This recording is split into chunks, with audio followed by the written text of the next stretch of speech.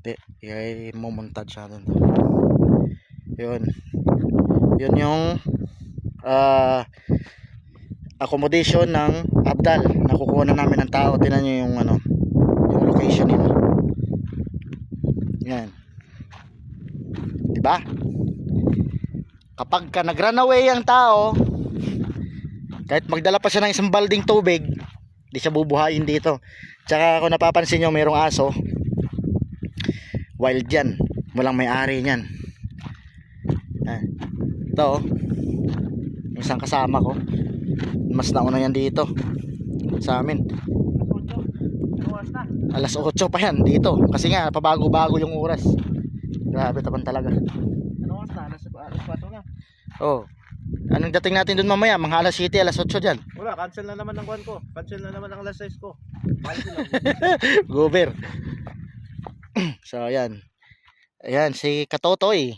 Oh, ayan oh. Hindi nyo nakikita. Yun siya. Oh. Yun. Yun siya.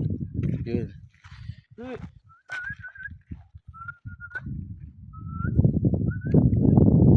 Yun.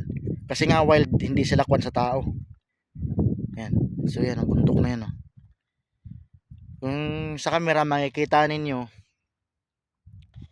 mababa lang, pero pag yan inakyat nyo talaga, abot yung tuhod nyo sa baba nyo. Ha? Nagkatay sila siguro dito. Kamil! Ay, kambing. May sungay. Oh. Ay, marami nga dito. Oh. Mga pangapatay siguro. Ito na, parang zombie apocalypse dito. Marami mga buto ng ano. Baho. Dito sila nagtutunog. Ano yan? Dito sila nagtutunog. Baka nagkakatay. Eh, anong laman nito ng ano? Wala. Ayan. Baho. Kaya lang maraming larva. Doon ko pa sana, gusto ko nga sana umakyat doon kaso parang tinatamad ako. Taas!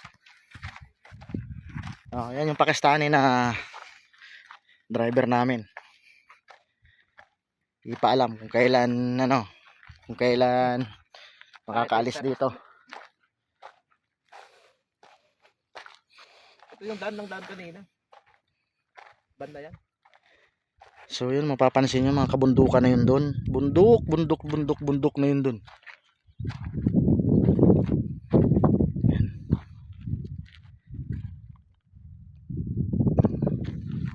Pero feel ko pagka ito sunod-sunod ng ulan, pagka lumambot yung lupa, tutubo yung mga damo dito kasi kita mo kahit papaano mayroong mga damo dito. Pinaubulan naman sabi. Dito na itong last year na daming ulan. Kasi hindi lang ito siguro tinutubuan kasi nga sa sobrang tigas ng lupa. Oh, may mga ano na nga. Oh, first time ko nakakita ng mga langgam. Oh, langgam. Pero hindi ko alam kung nakakagatot ang. Langgam dito. Ito, Wala kang langgam sa bahay, di ba? ito masakit yung tinik niya ito. Wala langgam sa bahay. Wala, doon sa atin wala. Ayan. Pero kahit ganitong sitwasyon guys, parang nakakawala ng stress. Ang luwag sa isip. Pag doon kasi sa syudad, doon sa amin sa Exit 6, Riyadh. Ang ingay. Puro bahay, puro building. Tapos ang lapit lang ng mga makikita mo dito, ang lawak ng pwede mo ng mata mo. Ano kaya to ng mga beans to? Nilalagay yata to sa mga ano eh. Material to namin Mig eh.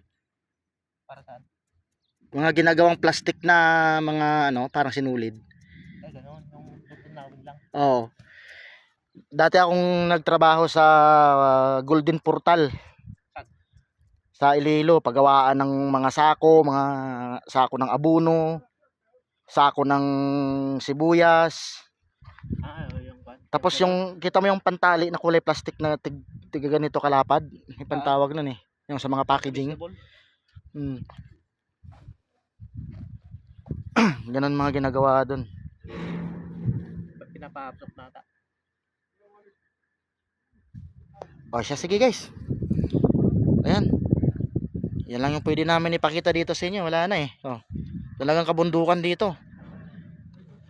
Kasi nga yung iba nagsisitakasan, so mag-hesitate yung mga tao na tumakas kasi nga wala, parang nasa kawalan. May mga pamamahayan pero walang mga bilihan.